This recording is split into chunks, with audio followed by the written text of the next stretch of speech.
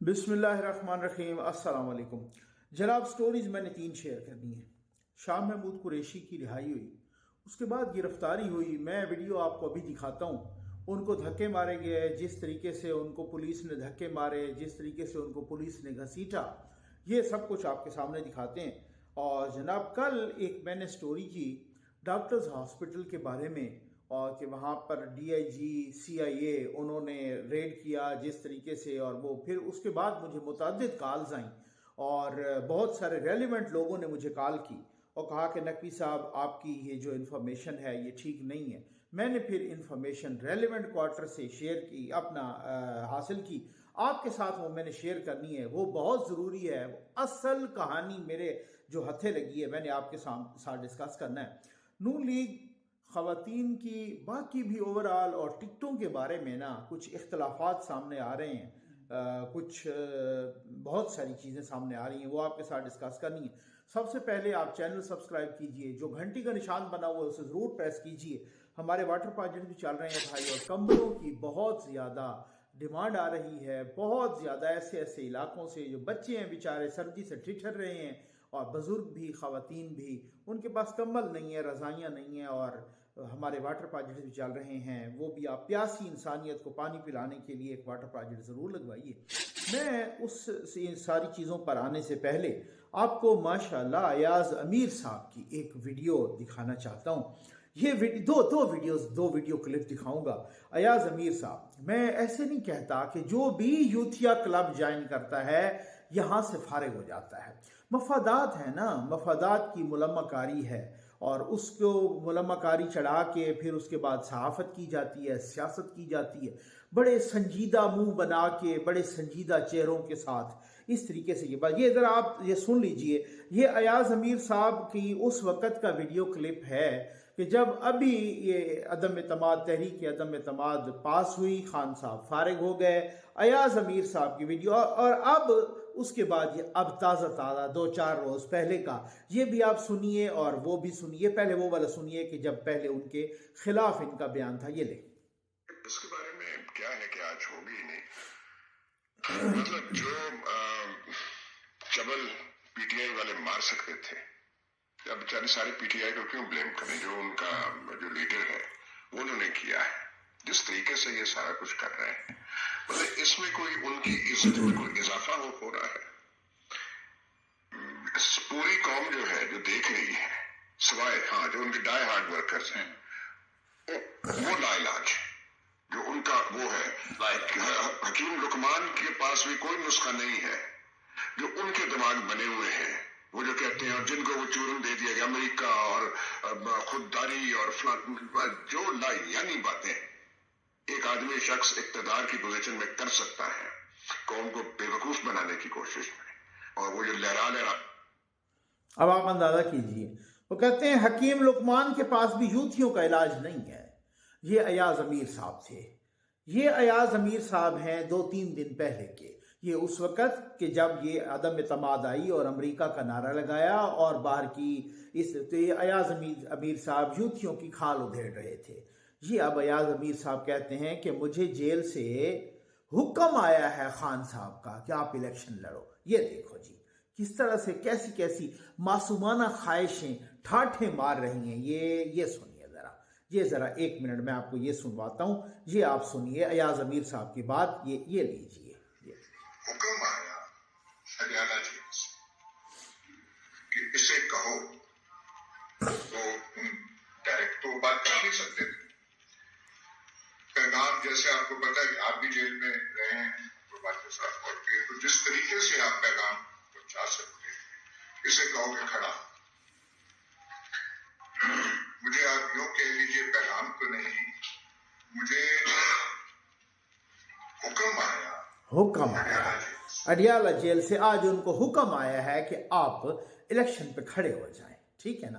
कल तक वो लायानी बातें करते थे। यार कैसे कर लेते हैं ये लोग? ये बड़े बेशरम लोग होते हैं, ये यकीन करें बड़े ढीठ लोग होते हैं। हम तो इतनी सी बात करते हैं और उस पर कहते यार ये देखिए, अगर इस तरह की कोई सूरत हाल हो हम कैसे मुंह दिखाएंगे? हम बाहर निकलते हैं उस दिन मैं एक कहीं किसी डिपार्टमेंटल स्टोर पर, कहीं सुपर स्टोर पे गया। एक बंदा खड़ा था, उसने कहा सर आप मौलाना साहब की उस दिन तारीफ कर रहे थे। मैंने कहा मौलाना साहब की जो मैं तारीफ कर रहा था उसने तारीफ बनती है, मैंने 10 वीडियो में उन पर तनकीद भी किया, आपने वो नहीं सुनी, ठीक है। यानी फेस करना आपको आता हो। अब हालत ये है कि कोई ये पूछता नहीं है इनसे, बाहर कोई शॉप्स पे, कोई मॉल में, किसी भी जगह पर कहीं इनसे कोई सवाल नहीं करता। भाई परसों आप ये बात कर रहे थे और आज उसके उलट बात कर रहे हैं। आप रोज ही एक फेक न्यूज अपने अकाउंट से शेयर करके फिर 4 घंटे बाद आप उसको डिलीट कर देते हैं, तो आपको शर्म नहीं आती? आपको शर्म को हया है तो मुंह दिखाने को वो काबिल है? यार यकीन करें, कोई ऐसी हवा चल पड़ी है, कोई ऐसी सूरत हाल कि इंसानों में शर्म खत्म हो गई है, शर्म और हया खत्म हो गई है। मतलब मैं तो ये कल एक मैंने वीडियो की, मैंने कहा जी एक DIG साहब हैं CIA के लाहौर के, और उनके वालिद साहब डॉक्टर्स हॉस्पिटल में दाखिल थे, और प्राइवेट हॉस्पिटल है, और उस अस्पताल में वो दाखिल थे और उनके वालिद साहब की केयर नहीं की गई, तो वो उन्होंने CIA को बुलाया और उधर फिर उनकी शतरोल की और वगैरह तोड़ फोड़ की वगैरह वगैरह। उसके बाद मुझे कॉल्स आई। फिर हमारे दोस्त हैं सईद चौधरी साहब, आप सुनते होंगे उनको, मैंने उनसे भी पता किया। फिर 4-5 लोगों से और से पता किया। बदनीयती की बुनियाद पे तो अल्हम्दुलिल्लाह कभी मैंने वीडियो की नहीं है। मैं कोई वीडियो करूं किसी की फेवर में करूं या किसी के अगेंस्ट चली जाए, अगर पता चले कि यार ये मालूमात गलत थी तो मैं दूसरी वीडियो में माजरत भी कर देता हूं और साथ वीडियो की करेक्शन भी कर लेता हूं। तो मुझे फौरन कॉल्स आने लग गई और मैंने कहा जी आप अपना व्यू दें, आप अपना पॉइंट ऑफ व्यू दें, मैं वो दे दूंगा वीडियो में, ऐसी कौन सी बात है। उन्होंने जनाब पॉइंट ऑफ व्यू दिया। फिर उनके पॉइंट ऑफ व्यू पे तो मैं नहीं गया ना, मैंने कहा कि मैं अब इसको काउंटर चेक करूंगा। मैंने 4-5 मरतबा काउंटर चेक किया, और सबसे बड़ी बात कि जब मैंने सईद चौधरी साहब से पता किया तो उन्होंने कहा नकवी साहब बिल्कुल ऐसी बात है, मेरी अपनी फुफ्फो जो है ना दाखिल थी इसमें 1 साल पहले की बात है, और जनाब इन्होंने, इनका वतीरा ये है इस हॉस्पिटल वालों का कि सुबह बंदा जाए बिल्कुल ठीक ठाक खैरी सले, उसको शाम को ये वेंटिलेटर पे डाल देते हैं, और वेंटिलेटर का ये इन्होंने 1.5 लाख रुपया मांग लेना है। और ये तो फिर वो DIG साहब भी वो कह रहे भाई 2.5 लाख रुपया रोजाना का दे रहा हूं। अब एक टेस्ट करवाया और ये कह रहे थे कि उस टेस्ट का तो वो बंदा छुट्टी पे है, वो 26 तारीख को आपको मिलेगा। तो प्राइवेट हॉस्पिटल है भाई, आप टेस्ट करवा रहे हैं, 2.5 लाख रुपए जब ले रहे हैं एक दिन के, तो और वो दे भी एडवांस, उसने बिल दिखाए हैं लोगों को और वो एडवांस दे रहा है, और फिर वो आप उसको कुछ भी नहीं, अब उसको उस तरीके से केयर भी नहीं कर रहे।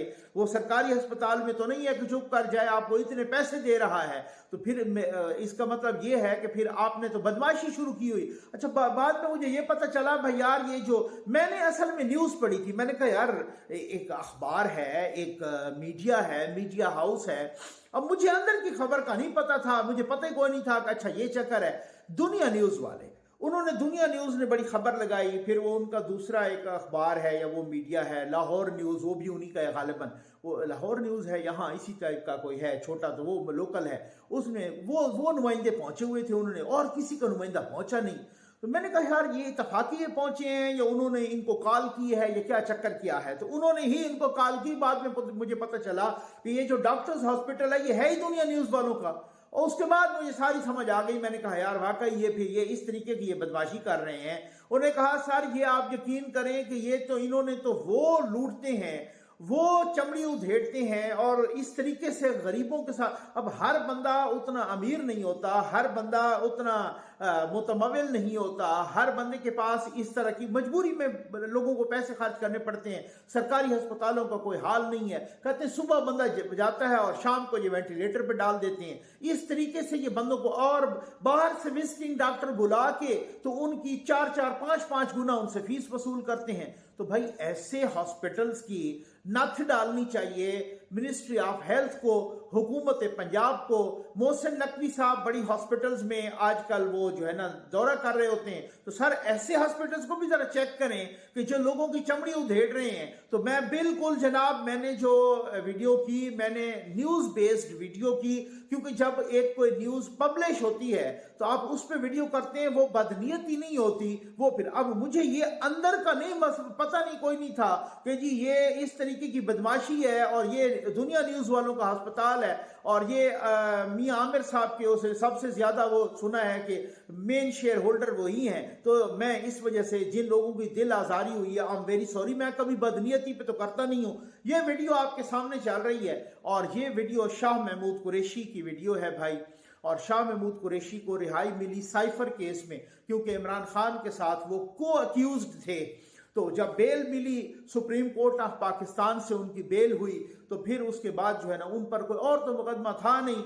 इमरान खान साहब पर तो और बहुत से मुकदमे थे। वो 190 मिलियन पाउंड अलकादिर वाला भी था, वो अपना तोशा खाना वाला भी था, वो 9 मई वाला, मुख्तलिफ थे। तो उन पर कोई खास ऐसा मुकदमा था नहीं, तो उनकी बेल हो गई। तो जब उनकी रोबकार जेल पहुंची और वो बाहर आए, तो फिर उसके बाद जनाब पुलिस ने उनको 3 MPO, आज तो सुना है किसी और केस में भी गिरफ्तार की है, और 3 MPO के तहत 1 महीने के लिए उनको पता चला कि जनाब, या 15 दिनों के लिए कि आपको अंदर रखेंगे। तो उस वक्त शाह साहब जो है ना, ये फिर उस तरीके से अपना वो लहरा के आर्डर, तो फिर ये बात कर रहे थे। और ये पुलिस वाले ने जिस तरीके से उनके साथ बदतमीजी की है, जिस भाई देखें, मैं हमेशा ही PTI की जो जुल्म था, जो PTI की बदमाशी थी, माजरत के साथ कहूँगा, जो दादागिरी थी, जो इस तरीके की यह सूरत हाल थी, इसकी मैंने मुखालफत की है। मैं हमेशा ही मुखालफत की है, और मैं मुखालफत करता रहूँगा, और मैंने बिल्कुल मतलब जो है ना, मेरिट पे किया। लेकिन अब मसला ये है कि जब वही चीज़ इनके साथ होगी, ये मैन हैंडलिंग करना, तशद्दुद करना, धक्के देना, घसीटना, नून लीग का जो सोशल मीडिया है, या बाकी भी कुछ लोग बहुत सारे ऐसे हैं, वो कह रहे हैं कि जनाब इनकी बड़ी फिरौनियत थी। देखें जी, इन्होंने कुछ अर्सा पहले पुलिस वाले को किस तरीके से बेइज्जत किया था। देखें जी, इन्होंने किस तरह से कहा था कि चोरों को अडियाला में डालूं। सारी चीज़ें मैं खुद इस पर वीडियोस करता रहा हूँ। जिसमें तशद्दुद को मैं कभी भी सपोर्ट नहीं करूँगा, मैन हैंडलिंग को मैं कभी भी सपोर्ट नहीं करूँगा। शाह महमूद कुरैशी साहब सबसे पहले वो एक सिटीजन हैं, इज्जतदार सिटीजन हैं, मुअज़्ज़ज़ सिटीजन हैं, पाकिस्तान के शहरी हैं, अच्छा फिर बुजुर्ग शहरी हैं, फिर सियासतदान हैं, फिर वो वज़ीर ख़ारजा रहे हैं, और भी वजारतें उनके पास नहीं हैं, मुख्तलिफ मतलब कई दफ़ा वो वज़ीर ख़ारजा रहे हैं, सीनियर सियासतदान हैं। और इस तरीके से उनकी बेइज्जती करना, इस तरीके से उनको धक्के देना, घसीटना, मैन हैंडलिंग करना, ये काबिल मज़म्मत है, ये शर्मनाक है। मैं कभी भी नहीं कि किसी का, ना मेरा किसी के साथ पर्सनल ग्रज है, मैं इवेंट टू इवेंट जो है ना, और ये हौसला मुझे आप लोगों ने दिया है, आप मुझे सुनते हैं, आपका अल्लाह भला करे, आपको अल्लाह ताला इसकी जज़ाए खैर दे। और आप मुझे, मैं जहाँ पे गलत होता हूँ, मुझे मैसेज भी करते हैं, करेक्शन भी करते हैं। मैंने कभी अपने आप को अक्ल कुल नहीं कहा। ये और बात है, मुझे प्लेटफॉर्म ZN न्यूज़ के तरफ से मिला हुआ है, और ये चूँकि अल्हम्दुलिल्लाह इस चैनल को आप ही प्रमोट कर रहे हैं, आप ही सुन रहे हैं, आप ही हौसला अफजाई करते हैं, और मेरा जो मैं आपके साथ जो चीज़ें शेयर करता हूँ, आप उसको अप्रिशिएट करते हैं। तो इसी वजह से मैं कभी भी ये नहीं कहूँगा कि, हालांकि सोशल मीडिया के बारे में मशहूर है कि जब तक आपको टिल्ट नहीं रखते इतने तक आप नहीं चलते। मैंने कभी भी कोई इस तरह का टिल्ट नहीं रखा।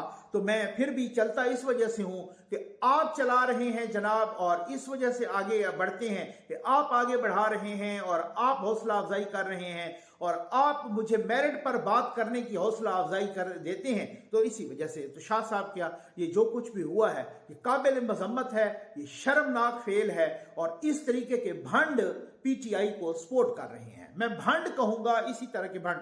अदरवाइज बात यह है कि अभी आपने देखा कि नून लीग टिकटों के मामले पर, और ख़ुसूसन जो ख़वातीन की मखसूस टिकटें हैं, उस मामले पे वो नून लीग में शदीद इख्तलाफात हैं। कहा है कि जी उन्होंने कि बहुत सारी चीज़ें, ख्वाजा आसिफ साहब की मिसेस को टिकट दिया गया, गालिबन ख्वाजा साद रफ़ीक साहब की मिसेस को टिकट दिया गया, ख्वाजा आसिफ की भतीजी को या भांजी को भी, उनको भी टिकट दिया गया। इसी तरीके से जाफ़र इकबाल साहब की बेटी हैं, और वही उनकी भतीजी या भांजी हैं ज़का अशरफ साहब की भी। इसी तरह से और भी बहुत सारे उनके लोग हैं जो मतलब पूरा इस तरीके से ना, एक बहुत सारा अंदर के लोग उन पर टिकटों पर बहुत ज़्यादा तनकीद कर रहे हैं। अच्छा, एक बात की मैं यहाँ पे वजाहत करता चलूँ कि लोग अनुषा रहमान साहबा की भी टिकट पे एतराज़ कर रहे हैं। मैं ज़ाती तौर पे जानता हूँ, मुझे किसी का, ना मैं कोई तर्जमान हूँ और ना मुझे तर्जमानी करने की ज़रूरत है। मैं ज़ाती तौर पे जानता हूँ कि उनको टिकट किसी सिफारिश पे नहीं, बल्कि उनको टिकट पार्टी की खिदमत पे। अब बहुत सारे लोग कह रहे हैं कि जनाब वो जब तौहीन रिसालत का मामला बना था और ये आपको पता है वो किस तरह से मामला बना था, आपको पता है वो जाहिद हामिद साहब कैसे फारिग हुए थे, आपको पता है अगर अनुशे रहमान पे कोई इस तरह का इल्ज़ाम था तो वो इल्ज़ाम क्या कौन था, कौन उस वक्त हालात क्या थे, उस वक्त कौन क्या कैसी कैसी गेमें खेल रहा था। अनुशा रहमान साहबा मुझे ज़ाती तौर पे पता है कि नवाज शरीफ साहब के आने से भी कितना अरसा पहले वो जिस तरीके से पार्टी के उन्हें दिन रात मेहनत की, दिन रात, आप यकीन कीजिए कोई खबर लेनी होती हम फोन करते नहीं, उनके पास टाइम होता, रात के 2:30 बजे वो वापस फोन करती हैं, नकवी साहब आपने कॉल की थी तो इस तरीके से मैं तो बिजी थी। तो उसमें मुझे याद है पर्सनली ये कुछ चीजें हैं जो अपने नॉलेज में हो ना, तो मुझे याद है कि वो नवाज शरीफ साहब के आगे इस्तकबाल के लिए यहाँ पर वो दुबई में या अबू धाबी में जहाँ पर भी वो मिडल ईस्ट में जाना चाह रही थी, मरियम नवाज साहबा ने उनको इजाजत नहीं दी। अगर आप चली गई तो यहाँ पे जो इतना बड़ा कंट्रोल रूम हमने बनाया उसको कौन चलाएगा, यहाँ पर जो सारा सिस्टम है, मैं भी जा रही हूँ आप भी चली जाएं या बाकी कोई जा रहे हैं और इस तरीके से जा रहे हैं तो अगर वो उसको कौन चलाएगा। तो बहुत सारी चीजें हैं जिस तरीके से मैं समझता हूं कि जिस तरह से उन्होंने पार्टी का ख्याल रखा और जिस तरीके से उन्होंने पार्टी को चलाया और जिस तरीके से उन्होंने पार्टी के लिए दिन रात शबाना रोज मेहनत की, तो ये बिल्कुल गलत है कहना कि उनको टिकट कोई सिफारिश पे मिला है या उनको टिकट कोई पर्ची पे मिला है। कुछ लोग ऐसे जिनके बारे में मतलब अगर कहीं कोई भी पार्टी का, मैं तो उस जमाने में भी कहा करता था पीटीआई के जो डाई हार्ट वर्कर्स थे, जो पीटीआई के इस तरह के सपोर्टर्स जो कारकुन थे हमसे रब्ता करते थे, वो बेशक वो MNAs हों या MPAs हों, जिनको जिस तरीके से खास तौर पे खैबर पख्तूनख्वा उनको नज़रअंदाज किया गया, वो हमसे रब्ता करते कि नकवी साहब आप हमारे लिए आवाज़ उठाएं कि ये हमें जिस तरीके से नज़रअंदाज किया गया, मेरी वीडियोस गवाह हैं, हम उनके लिए भी आवाज़ उठाते कि पीटीआई अपने वर्कर्स को, वोटर्स को, सपोर्टर्स को, जो उनके डाई हार्ट सपोर्टर, उनको वो नज़रअंदाज करके शहबाज गिल जैसे बहरूपी आ गए, शहजाद अकबर जैसे बहरूपी आ गए उनकी जगह लेने, जिनको कोई जानता ही नहीं था, जिनको उस्मान बुज़दार को जानता ही नहीं था। हम मीडिया वाले भी उस वक्त गूगल कर रहे थे उस्मान बुज़दार है कौन भला, उनको मैं आप यकीन कीजिए जब उस्मान बुज़दार का नाम आया वज़ीर आला के लिए, मैंने पीटीआई के को 10 बंदों को फोन किया, मैंने कहा ये बंदा कौन होगा, ये हम तो नहीं जानते। उसके बाद हमने पता नहीं कहां से मालूमात ली, ये हालात थे,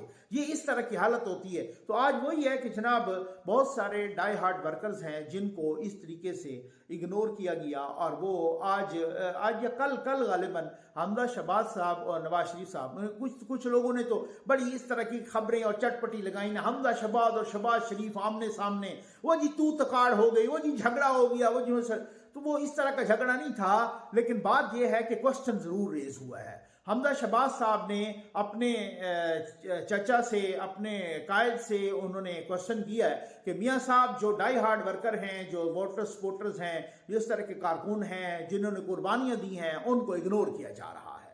ये बिल्कुल ये जो है ना, मतलब उसमें मैंने आपको पहले ही बताया था कि जो पार्टी जीतने की पोजीशन में होती है, जिसकी हवा चल रही होती है, वहां पर ये सारी सूरत हाल होती है। वहां पर कुछ भंड इस तरह के मारे गए, कुछ भंड इस तरह की सूरत हाल हुई कि जी कहा जाता है ना कि जनाब तारीख में कभी भी ऐसा नहीं हुआ, ये पहली दफा हुआ है कि जी जिस तरह से पीटीआई के साथ ज्यादती हो, जिस तरह से अदलिया तमाशा बना रही है ना, माजरत के साथ कहूंगा, कोई नहीं, कभी भी नहीं। जिस तरह की अदालतें सहूलतकारी कर रही हैं ना पीटीआई की और इमरान खान की।